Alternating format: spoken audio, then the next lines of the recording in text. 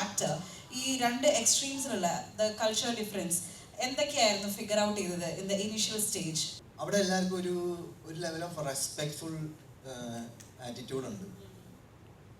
അതായത് ആണ് എന്ന് പറഞ്ഞു പിന്നെ ഒരു വിധേയത്വം അവിടെ കൂടുതലാണ്.